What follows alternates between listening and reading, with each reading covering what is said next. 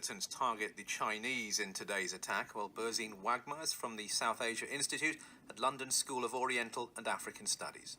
It is a very significant one, though it comes on the heels of 3 Pakistanis who were killed exactly a month ago to this day, working for a Chinese petroleum company in North Waziristan. And again today who died were Pakistani security forces who saved Chinese diplomats. But of course, they got lucky today.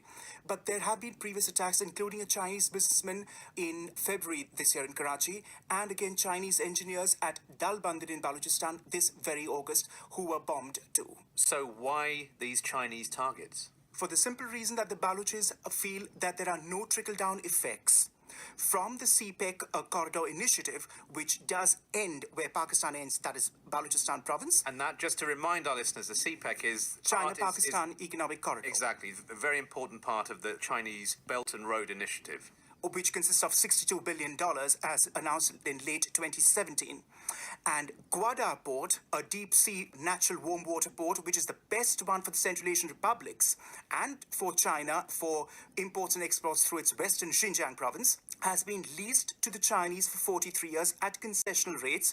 But precious little has come to the Balochis by way of it, because there is nothing to show for in terms of any development. So this is frustration to a certain extent, is it, that huge amounts of Chinese money has been invested and it's just not finding its way to ordinary Pakistanis? And ordinary Balochis, including the copper and gold deposits, which are about at least $500 billion in Balochistan at its northernmost point where Iran terminates. And there too the Chinese have been active prior to the CPEC, but nothing worth its name can be seen trickling down, as I said, in terms of actual benefits making a difference to the lives of Balochis at the grassroots level. And has anything changed in the relationship between China and Pakistan since Imran Khan came into office? Not particularly, but the Chinese are skittish.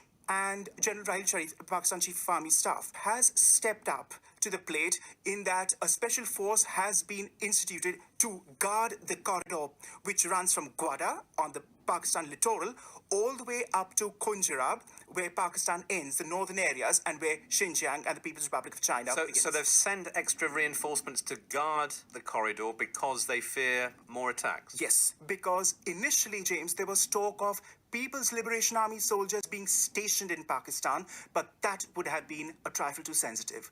What is the Pakistani involvement in these projects? Are many people employed by them? Do the Chinese send their own people to work on the projects? The latter. One of the provisos involves that Chinese companies must be involved. That has invited the ire of not a few Pakistani entrepreneurs, including Punjabi businessmen who pay a large part of this and the CPEC pie, have questioned aloud their government's kowtowing, shall I say, on this. Not to mention State Bank of Pakistan economists who have privately queried aloud whether all of this is sustainable, if this is not another East India company in the offing. If Chinese people in Pakistan are being killed, will there be some kind of pressure, either from the government in Beijing or societal pressure, yes, to rethink policies? Yes, it would. When the Red Mosque siege took place, that time Chinese expatriates in Islamabad were targeted, and that's when Beijing privately put pressure on Musharraf to act on it, and he did, mind you. China has leverage which we in the West lack with Pakistan. The only other party who has leverage with Pakistan is Riyadh.